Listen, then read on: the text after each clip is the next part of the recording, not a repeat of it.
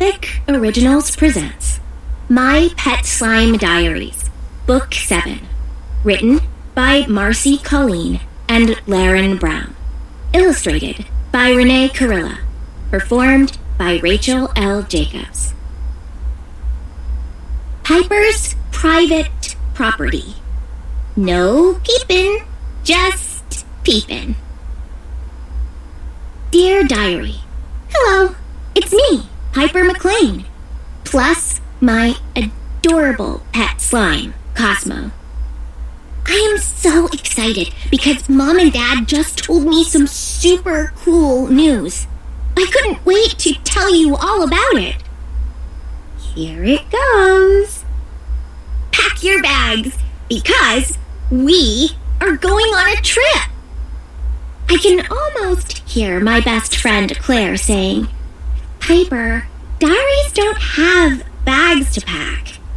Of course I know that, but before Cosmo, I would have told you that putting space dust and slime together wouldn't create the best pet on Earth. So, I guess anything is possible. Ready to go? Cosmos. He has a lot of stuff for some reason. Mine. Diary's very own bag. Anyway, we are taking a family trip to our cabin in the woods. We didn't get a chance to go there this summer because we were all too busy. I had swim camp, and craft camp, and computer coding camp. Plus, Dad was finishing up his latest book, and Mom had a conference for work. It gets really busy around here in the summer. But that's okay, because now it's autumn, and if you ask me, it's the perfect time to visit the cabin. The leaves are starting to turn beautiful colors. There will be fewer bugs. Mosquitoes don't like the cooler temperatures. And Grandma Sadie will be there. Grandma Sadie is an astronaut for Astroblast Explorers and has been on a top secret mission in outer space since before summer vacation started. When she goes on special missions, she is gone for months because sometimes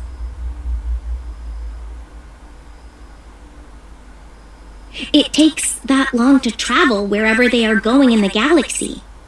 She said it can take a month just to get there and a month to get back. That's a really long road trip.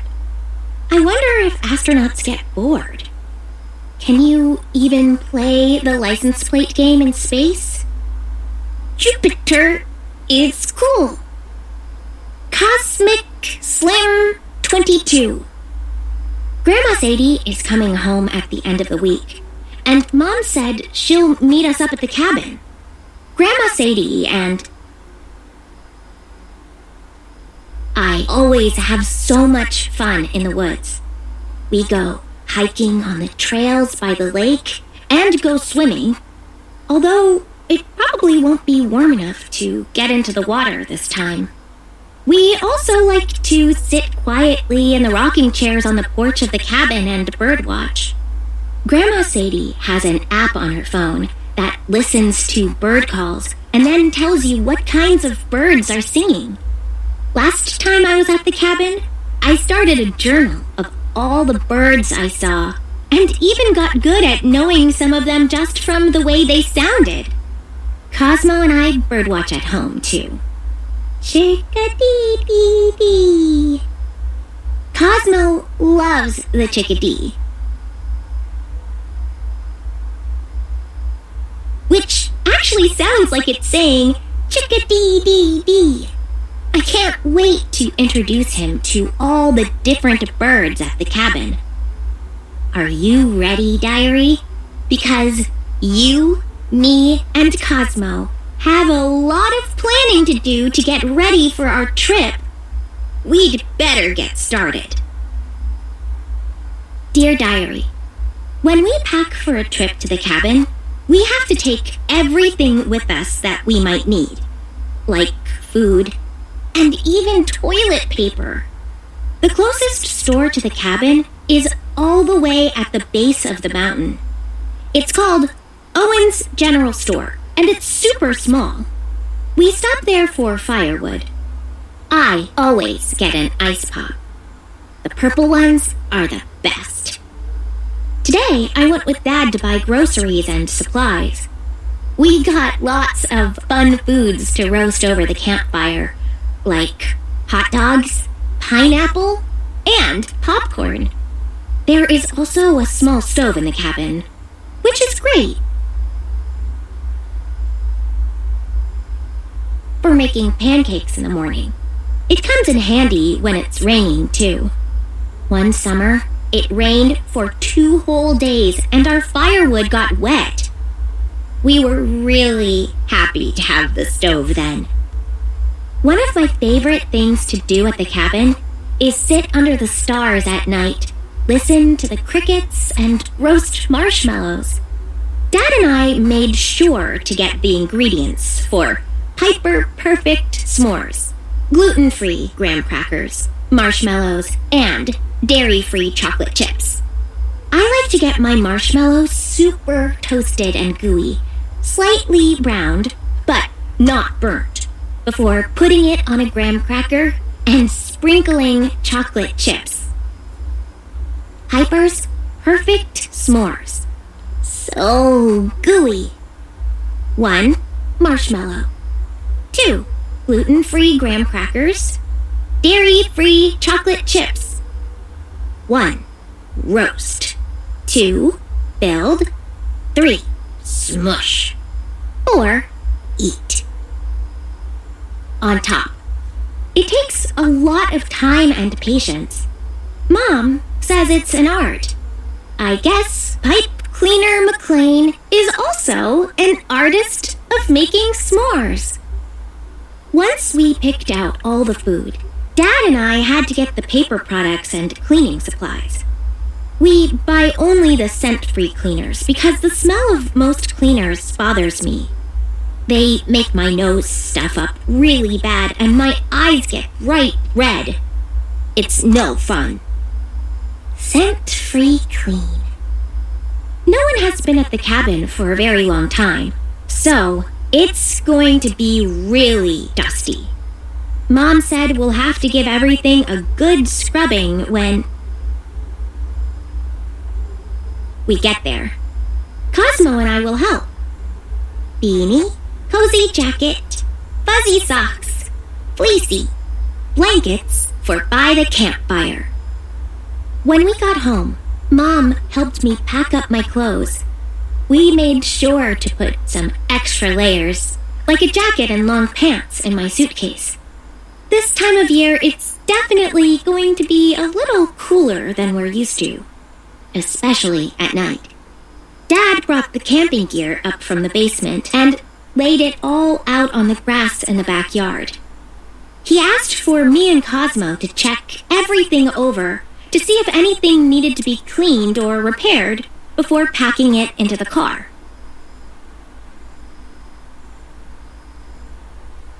Cosmo and I determined that everything looked in order and ready to go. So, when Dad set out the camp chairs, we took a break to sit down and inspect them. They were a little cobwebby and needed to be wiped down a bit, but they were extremely comfortable. The chair that I used when I was a little kid is perfectly Cosmo-sized. Cosmo and I imagined we were already sitting around the campfire. We practiced some of the songs we sang, which reminded me to go grab my ukulele. I didn't want to forget it. My family loves singing around the campfire at night. Cosmo's favorite song is "We're Going on a Bear Hunt," but he always gets super scared when we get to the part where the bear chases us. "I'm gonna get ya!" So, instead, we sing that the bear dances. with us and stays for a picnic. It's silly. After our break, it was time to look over the sleeping bags. Although we sleep in beds at the cabin, we'll use sleeping bags for extra warmth. Mine is purple, of course, and Mom and Dad have matching red ones. Everything seemed perfect, but there wasn't a sleeping bag for Cosmo. He definitely needs one, especially if the fall nights are a little colder. I knew exactly what to do. Make a Cosmo-sized sleeping bag. I picked out some snuggly, warm material, including super soft fleece, and got to work. Cosmo lay down on the material so that I could make sure to cut it to the right size. Mom always says, measure twice, cut once. That basically means make sure that everything is the right size before cutting. Because once it's cut, that's that. So I made sure to be extra sure. The rest was easy because I didn't even have to sew. All I needed were some scissors to cut slits around the edges of the fabric, and then I tied them together in cute little knots. Cosmo loved his new sleeping bag. He snuggled down into it right away. As I got ready for bed, I could hear his adorable little snores. Sweet dreams, Cosmo. Rest up, because tomorrow is a big day. Dear Diary, Cosmo and I would like to welcome you to the cabin. It took 2 books, one that I picked out and one that Cosmo chose, 15 games of tic-tac-toe, a whole lot of knock-knock jokes, and several sing-alongs. But we got here. We also stopped at Owen's to get our firewood. And you guessed it, an ice pop. Purple, of course. The road to the cabin is really twisty and turny and totally uphill. The ice pop helps keep my tummy calm. Usually, I like to keep the window down so we can smell the trees and get some fresh air, which also helps with car sickness. But as we climbed the mountain, it was amazing how much cooler the air got. We had to roll the windows up a bit before we turned into ice pops. So cold. We passed a family of deer on our way. There were 2 grown-ups and 2 fawns, which is a special name for baby deer.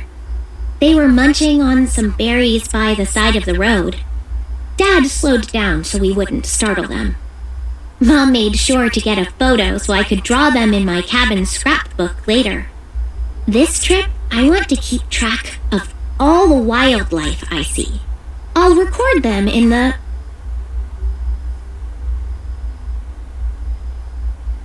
same book I used to write down our bird sightings. Someday, I hope Cosmo and I see a bear. But they stay far away from the people areas, unless they are hungry. And we make sure not to leave any food out to attract them. Let's stay away from here. People area. Finally, we pulled up to the cabin. I love the way our car's tires sound as they roll over the gravel driveway. Crunch, crunch, pop, pop. It's the sound that lets us know our vacation adventure is about to begin. And I really can't wait until the crunch, crunch, pop, pop lets us know that Grandma Sadie is driving up. We got out of the car and stretched. Right away, we saw a hawk circling overhead. It was too high up to get a good photo of it, but I'll draw it in my scrapbook too. I wonder if it's the same hawk I saw last year. Probably not, but it's fun to think that maybe it came to say hi and welcome me and Cosmo. Just in case, I said hi, and that it was nice to see it again. Dear Diary, Mom was right. The cabin was super dusty. There were lots of dust bunnies, which sound like wildlife, I guess. But I don't think Cosmo and I will include them in our wildlife scrapbook. Although, can you imagine if they really did look like bunnies all over the place? On the counters, under the couch, and hiding in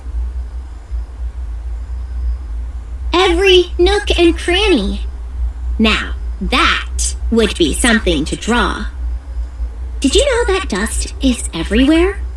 There's no escaping it. Even astronauts on the moon put up with dust. Moon dust clings to their spacesuits and is super hard to get rid of. But Cosmo and I were ready. We tackled the dust like champions. To make it extra fun, we turned cleaning into a challenge. Kinda like the Olympics. The Cosmolympics. The competition was super tight. Even Mom and Dad participated. I got a gold medal for dusting, mainly because Cosmo couldn't reach the taller shelves without bouncing super high on the bed. But Cosmo really swept the rest of the games, winning gold in tidying, vacuuming, and being super adorable. He even won bronze in sock hop skating, which meant wearing socks, or in Cosmo's case, one sock, while sliding and hopping all over the floor until it was clean or we got dizzy, whichever one came first. Mom took gold. Who knew that cleaning could be so fun and exhausting? Afterward, we all cooled off with some lemonade on the porch until it was time for dinner. Dad took a nap in the hammock. Once it got dark, we did some stargazing. It's always cool to look at the stars, knowing that Grandma Sadie was just up there. I wonder what amazing stories she will share when she gets here. I can't wait. So comfy. Cosmo's cozy sleeping bag.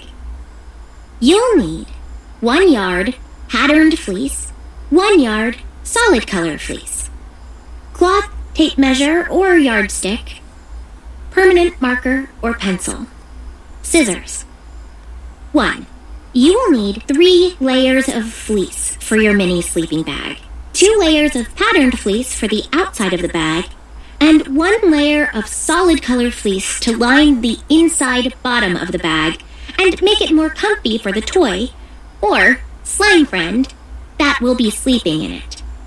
Choose any 2 colors or patterns you love, or use scraps you already have to make a zany quilt bag. 2. Spread your patterned fleece flat on your work surface. Using your yardstick, measure 2 rectangles. One should be 18 inches by 28 inches. That's the bottom layer of the sleeping bag. The other should be 18 inches by 20 inches. That's the top layer of the sleeping bag. Mark the edges of the rectangles with a marker so you will know where to cut. 28 inches, 18 inches. 18 inches, 20 inches. 3. Cut out the 2 patterned rectangles and set them aside. 4. Spread out your solid color fleece. Measure, mark, and cut out 1 rectangle that measures 18 inches by 28 inches. 5. Stack the 3 rectangles so the large patterned rectangle is on the bottom, the large solid rectangle is in the middle, and the small patterned rectangle is on top. The bottom edge of the rectangle stack should be the 18-inch side with all 3 layers. Top, cozy lining, bottom. 6. Measure and mark a 4-inch square at each bottom corner.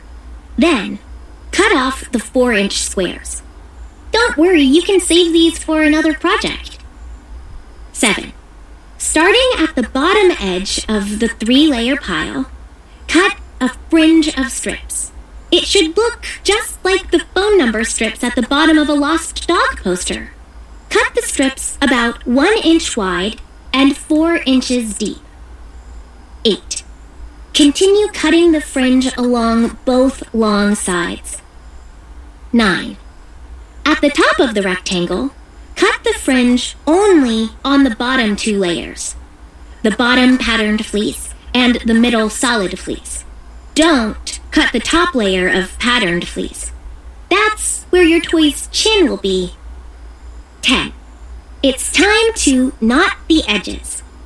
Starting with the bottom of the sleeping bag, take the top layer of the first fringe and knot it with the 2 other layers. Tight, but not too tight. Then knot it again so it's really secure. Make all your knots firm, but not so tight that they mess up the shape of the sleeping bag. 11. Continue tying the fringe all the way across the bottom of the sleeping bag, then all the way around the rest of the bag. At the top of the bag, where your toy's head will go, there are only 2 layers, so tie those 2 together. 12. When all the knots are tied, the sleeping bag is done. Tuck in a favorite toy for a comfy nap.